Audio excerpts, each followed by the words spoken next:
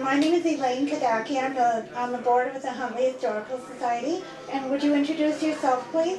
I'm Thelma, Brunschon, Akerberg. And I'm her son, Charles Akerberg. And this is Pam Fender, who's our video. Hi there. Hi. And we're here to ask you some questions about farming in Huntley. And I'm going to start out by asking, we stated your name and what is your current address? Thelma. My married name is Akerberg. And 11007 Church Street in Huntley. Very good. Okay, and so you were born in Huntley, is that right? On the farm in Huntley, right outside of town. And the farm was located where? Just the first farm north of Huntley, right off of 47. County farm? Yeah, County. Enos County farm. And your family actually has been in this area since 1882. Mm-hmm. Is that correct? Mm-hmm. And I understand that you lived on the Conley farm. Mm-hmm. How did that happen? I don't. I really don't know. Okay, but you. It just happened. Okay. But I know my dad. Would he have been considered a hired hand? No, No. So he, my dad. did he buy the farm? rented the farm. He Oh, he rented rented the farm. Oh, Okay. that's it. He My rented dad it. rented the Okay, farm. Yeah. now we I get see. it, all right. And so, tell me about what it was like to grow up being part of a farm family. Wonderful. I often wish I could take my children back, just my childhood, and I don't know, and just show them what it was like. My brother and I used to, on a nice warm afternoon, we had an old wagon my dad put together from odds and ends of he'd pick up at a farm auction or something, like the wagon box, and pick up some wheels someplace else and put it all together and get, so we had a wagon. And we'd put a milk can in the wagon, pour it full of water, put the pail in with the milk can, and then the two of us would take the hold of the handle, and we'd pull it down the pasture lane, which probably was 2 blocks long, and we'd get to the pasture hill, and we'd drown gophers all afternoon. And We never heard anybody drowning a gopher for sport. We'd hang them on the fence. We'd tie their tails and hang them on the barbed wire fence. And Paul was planting corn, but they'd eat the corn, so. Oh, I see. So this was a good thing. Yeah. So he was going to give us a penny for every gopher we killed, but I don't think we ever collected, but I mean, it kept us incentive to keep killing gophers. Cool.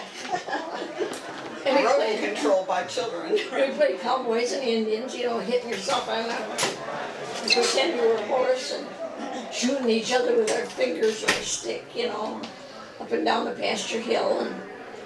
And that's what we did for entertainment. Well, it's great. So, what was the day like? Like, when you woke up in the morning, what were you expected to do? Well, we always had chores to do. As soon as we were old enough to do them, Paulus thought they'd keep us out of trouble, out of mischief. And so when he left, if he went out in the farm, out in the barn or out in the field or whatever, he'd say, now, you do this and you do that, and help your mother. Always help your mother. And so if the cherries were ripe on the cherry tree, he'd say, pick the cherries today and bake me a cherry pie. That type of thing. And if I'm going to be late getting home, I'm going to finish plowing the field or whatever, hauling, raking the hay or something. He'd say, you and Jack, that was my younger brother, you start the chores, which meant throwing down the silage and feeding the horses and getting the cows home from the pasture, ready for milking, or if they were in the wintertime, to see that their bedding was stirred up a little bit so they were comfortable if they laid down. And we had to get the milk cans ready. We always took the milk cans and we'd line them up in the barn between the horse barn and the cow barn, they were together in under one roof, but there was like a major passage between the two sides. And we always laying our milk cans up there. If we made 4 cans of milk or 3, whatever, and got anything ready we could for milking, and we milked cows by hand. And then it was clean the barn. We cleaned the barn with horses and a nurse spreader. And my brother would take one side and I'd take the other. And we get mad at one another, and sometimes we miss it on purpose, you know, clear across. Yes. We get even with each other, you know. And I have a brother, I understand fully. yeah, we used to fight terrible. We'd get in fist fights, and my mom would have to separate us.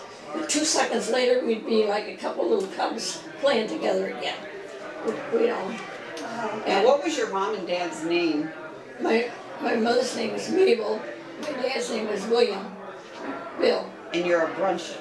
And Brunschon. Okay, and then your siblings, what are all their names? Pardon? Your siblings, what are all their My brothers and sisters? Yeah, what are their names? It was Merlin, Edward, Marie. Howard died. He was 13, my brother Howard. And Louise, Marie, and myself, and my brother Jack. There was 7 of us all together. But like I said, there was 4 years difference between the other sisters and brothers, between my younger brother and myself. So we kind of got by with a lot of stuff that they couldn't. You were the youngest one. I mean, you were the only 2 left on the farm, and you were kind of special. They treated you Louise was still on the farm. Yeah, my sister Louise was, but gradually each one got married and left home. Sure. And but anyway, it was good growing up on the farm. Tell us about the farm was self-sufficient. I mean, you grew your own food. You had We had a garden, and we butchered pigs, and of course we had the chickens, and we had eggs. If the chickens laid eggs, we ate eggs, and if the chickens weren't laying, each egg was precious, you know. And we killed a pig in the fall as soon as they got cold enough to cool the meat, because we didn't have any refrigeration. I was 13 when we got electricity. Before that was all kerosene lamps and lanterns in the barn. We needed them. And we had to stir the milk by hand. You know, we put the little stir down in the milk can and go from one to the other. And when I started school, I had to get up and help with the milking in the morning. And then I'd run up to the house and wash my hands off a little bit and throw in a couple pieces of pancake or something, and make my brother Jack and the sandwich, which was homemade bread, but about this, you know, thin as we could slice it, and put a little jelly or something on it, would soak through, you know, but anything to fill us up. And then I have to run down to the milk house, stir the milk until we see the school bus coming around the corner. We call it Seavers, lived on the farm way back there, and the old Union Road. And we could see something yellow coming down that road.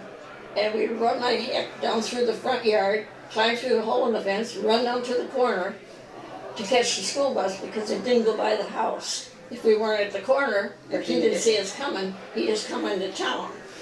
And of course, Mother wasn't going to get cleaned up and drive into town to bring us to school, so we always missed a day of school then. But I liked school, so I wanted to go. Okay. Well, what's the school? I went all through the Huntley schools. The grade school and all. It's to the one on Main Main Street. Street? The one on Main Street, the big building? Yeah. That was the grade school. Yeah. And the high school is no longer there. Yeah, that's the one that's knocked down. Yeah. But what about holidays? You mentioned earlier about your dad. He used to like to tell you stories about growing up in Germany. Yeah, and then like on Easter, if we'd color eggs, we always colored a raw egg to fool my dad, you know. And of course he knew there was gonna be what was coming. And he'd take the egg, instead of trying to peel it, he'd hit it with a knife and dig out the insides. That's how he always did his hard-boiled eggs. Okay. So we give him a colored raw egg, and he'd pretend like he didn't know that it was, raw. And he'd go and hit it and act surprised when he saw the yolk and stuff running down all over the plate, And then we'd laugh and stuff. We thought that was a big joke, And he went along with it. And they tell me I used to be his pet, is what one sister always said.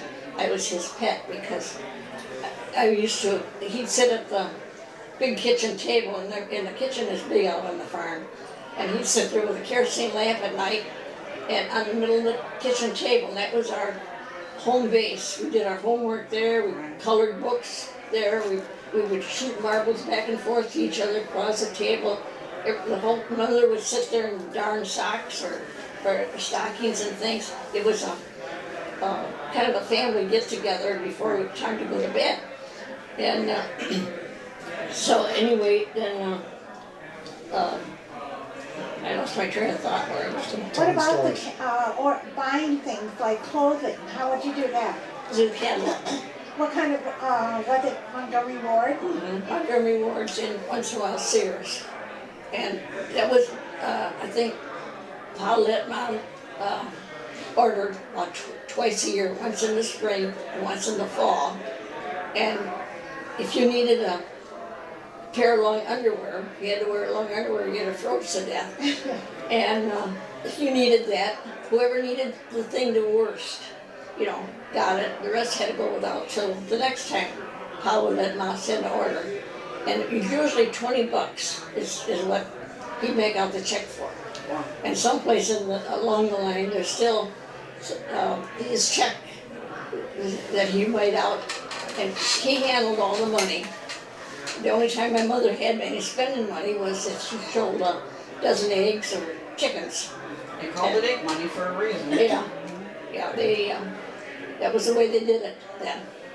And what about choosing your what you wanted out of the catalog?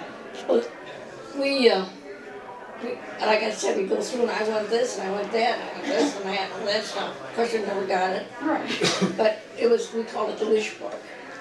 And I can remember my dad sitting on one side of the big table we had in the kitchen and reading the paper by the kerosene lamp.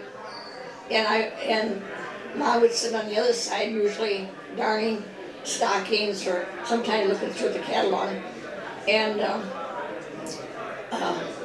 forgot where I was going again. That's okay. Actually, speaking of buying things, what was it like during the Depression? It was interesting. It was interesting. Yeah. I wrote down there, we had some guys would walk the roads. They'd have the little knapsack over their shoulders with their stick with their clothes hung in a bundle. And they would walk down past the farm, and the dog would start carrying on some cattle. We had a real good watchdog. And Pa would holler, "What do you want?" The guy would stop up by the scared to come into the yard. And the guy would say, "Have you got anything to eat?" And Pa would say, "I got some wood to chop. If you chop that, I'll have the missus fix you some food." So the guy would come in, and Pa would have him split a log or something up, and Ma had kindling wood for the cook stove. Yeah. And then he'd tell Ma, "Fix this man something to eat." So if he had eggs, she'd scramble him some eggs. And if he had potatoes, sometimes she'd fry some potatoes or a couple slices of bacon. And give him a glass of milk or a cup of coffee. And they would just shove it down. He was so hungry. And then he would back all the way out the kitchen door, out through the shanty, through the back porch, and "Thank you, missus, thank you, missus, thank you," thanking my mother over and over and over again, and then pick up his little bundle, and down the road he'd go. But my dad always was worried that they might want to sleep, they stop for the night and go in the barn to sleep. And if they lit a cigarette or a pipe or something, they'd start the barn on fire. Right. Yeah, and then we had chicken thieves and we had cattle rustlers. They would back the truck up that they haul cattle in. They got so brave. If you left the cows out in the barnyard overnight, because it was a nice summer night, they would back up into the ditch and cut the fence and drive them right up into the truck and take off with them. And it's a good thing we had a watchdog. Yeah. And my dad would go to the back porch and he took a shotgun and he threw it up in the air. Just to let him know that he was awake, because we didn't have no yard light or nothing. Everything was pitch dark at night. When it got dark, it was dark unless there was a moon. Until we got electricity, and I was 13 when we got electricity. And so before that was kerosene lamps and lanterns in the barn. And if I had to get up and go check on the cow having a calf or the pigs having little ones or something, or the chickens, he heard the chickens making a racket, and then sometimes the people, some guys would park on the old Union Road and walk through the fields and try to sneak in with a gunny sack and get into the chicken coop and steal chickens, because everybody wanted food. And but that would scare them off, without how would do, by shooting off the gun up in the air. Right. And let him know that he was awake and stuff. But you guys were okay because you had your livestock. I mean, everyone had enough to eat them pretty much. Or no? Oh, yeah, You mentioned something about rice in your. Yeah, we always had it. We never starved because, we always had the milk, and then the chicken laid eggs, we had eggs. And once in a while, Pa would kill a chicken, and we butchered a pig when it got cold enough to cool the meat. And so if we had nothing else to eat, we'd plant potatoes, always grew potatoes, and we'd cook up a bunch of potatoes and a kettle of rice, and then mix the two together, and that was sufficient. It, gave us nourishment till something else came along. Right. But it was nice when on the day we butchered, Pa would make my younger brother, and myself. We had to stay in the house, and so he always was afraid the pig might get loose on him, because he always stabbed the pig, but a lot of farmers would shoot it when they went to butcher. And but we had to stay in the house, and after they had got the pig was dead, and they had the pig hung up, then he'd come up to the house, and Ma was heating the water on the old cook stove so they could scald the pig, and we could go down and help scrape. He'd give us a hand scraper, was a round thing with teeth in it, and we had a handle on it, and we'd scrape the hair off. We used to take the pig's tail, cut it off, and chase my sister. Because she wasn't more or less a house type of person. She wasn't a farm girl. Yeah, she wasn't into Like the farm. being a tomboy. They called me a tomboy I can because, imagine. yeah. From And what you a told lot me of the about the farmers- gophers. A lot of the farmers didn't know if I was a boy or a girl, because I always dressed in boys' clothes. I wore bib overalls and work shoes, and I put an old hat or straw hat or cap on my head, stick my hair up underneath it, and I don't think some of the farmers ever realized that I was a girl. No, they really did, and I was built like a boy because I was always thin.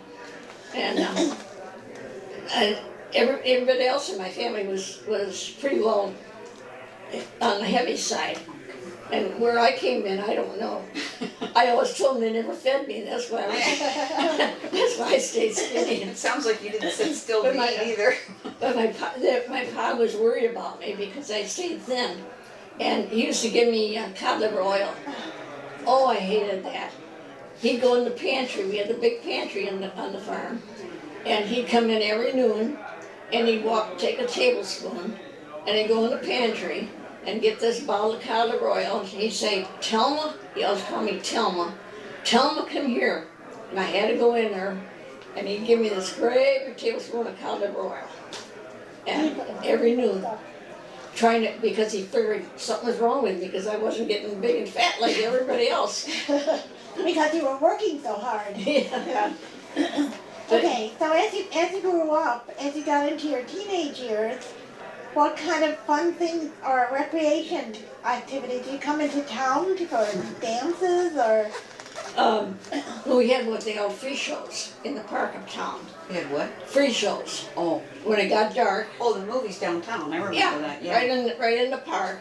And the farmers, the wives would all, my mother would bring in like a dozen eggs or a chicken if somebody ordered it, and she'd go visiting and deliver them.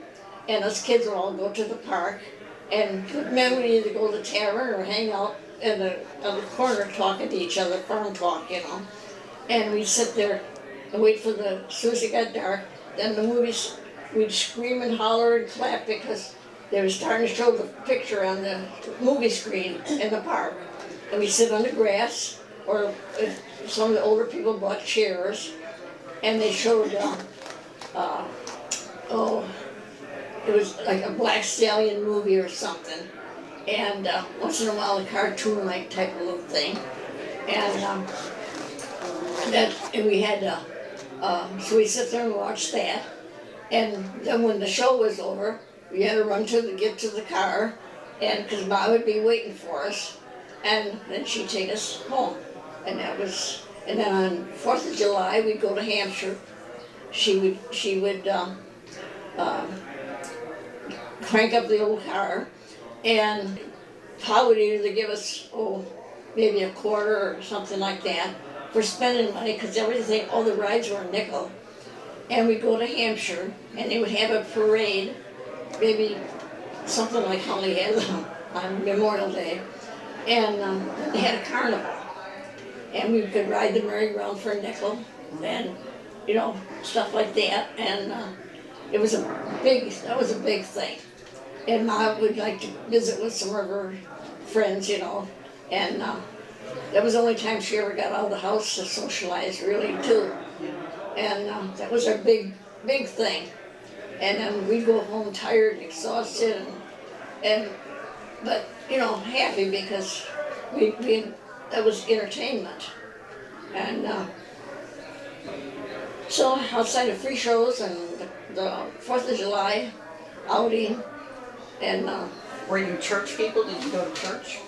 we went, Pa took us, he wanted to try to do his best we got a little bit of this, a little bit of that. We had to go to school, we had to get passing grades or we got in trouble.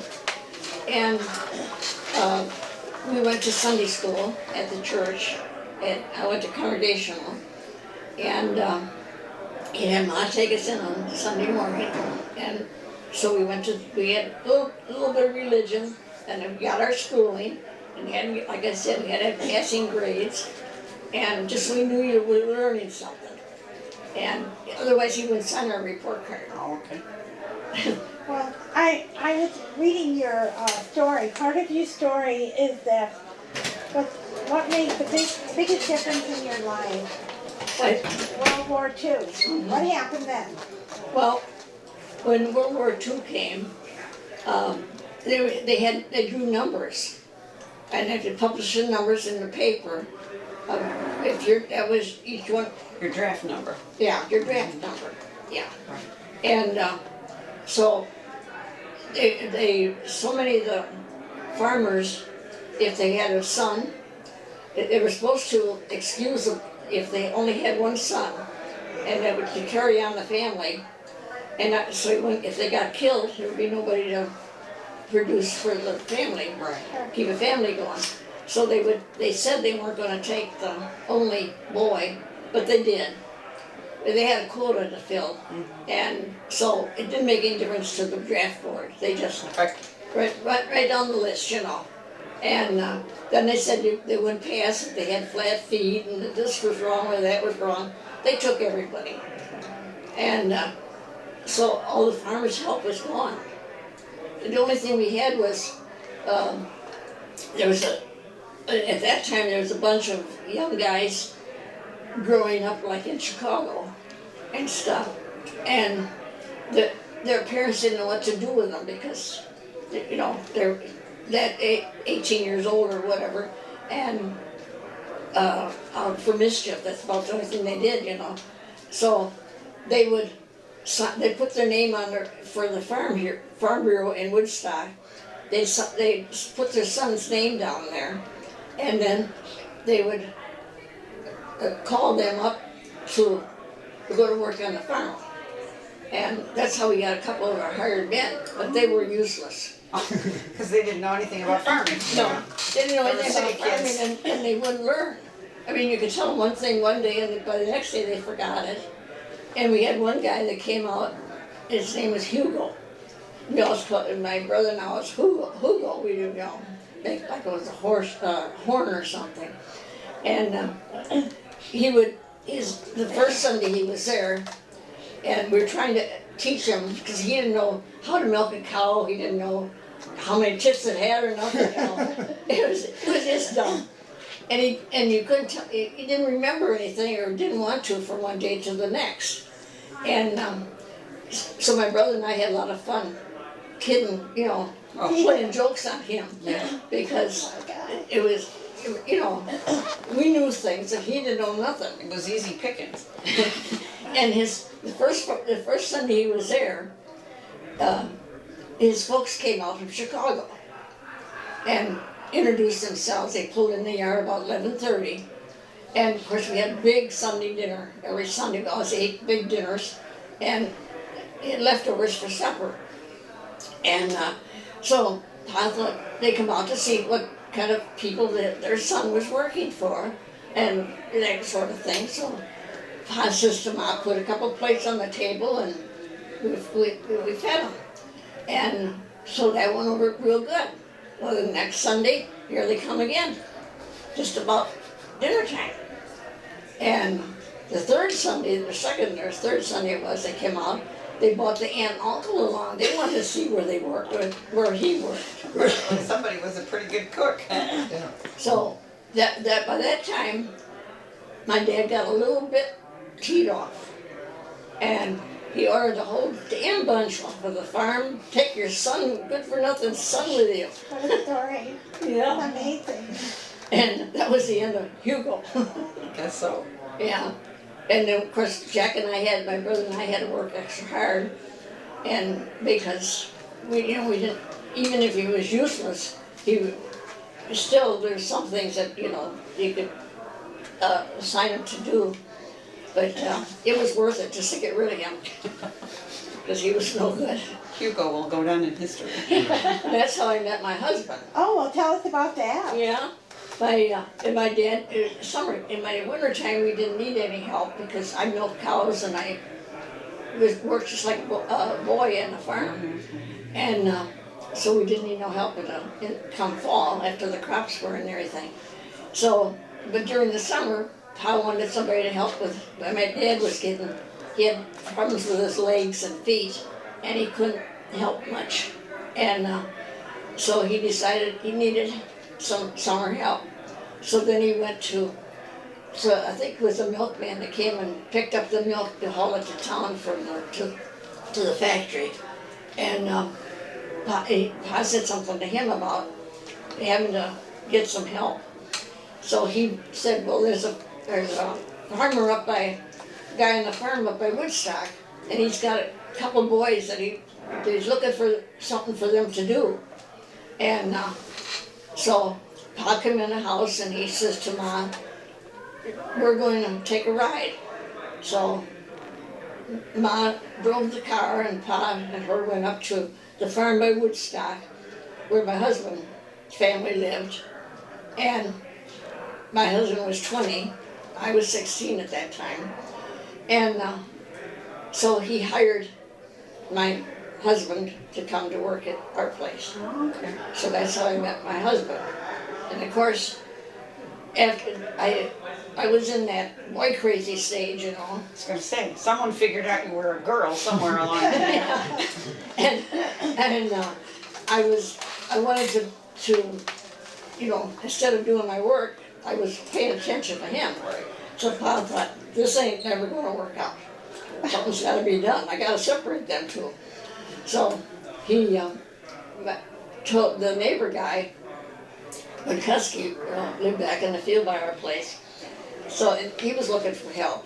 So my pa practically took my husband, offered him to this other farmer just to get rid of him, so I would behave myself. Yes.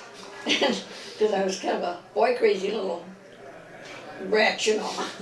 And so that was how I met my husband. But that didn't stop us. Oh, no.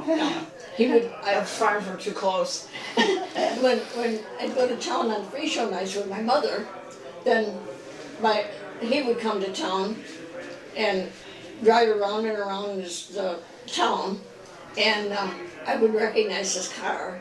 And of course I was waiting for him to stop and pick me up, you know, and so I could ride around with him. So that's what it used to be. But the only thing is if we went down on 2nd Street and he parked the car or something, we could do a little kissing and messing around. And I had to be back in the park by the time I got ready to go home, you know. And otherwise I was in big trouble. So that we worked that out. And he didn't, so we got together anyway. So finally, my pa just gave up, and I guess he figured I was starting to get interested in some other guys, and he didn't like any of them. So he figured this one was better than none. So he gave us the go ahead signal. And What age were you when you got married then? then we got married in 1946, yeah. And how old were you? I was 16? I was doing 23 to 46. So it's 23. well, yeah, I was 21, I think. Oh, you were 21. Yeah. Well, you know, this has been wonderful. As you spoke, I could just see everything just in my mind like a movie. I'm so glad that you decided to share your story with us. Thank you so much. It's been quite a life. Thank you. Yeah, Thank you very that's much. great.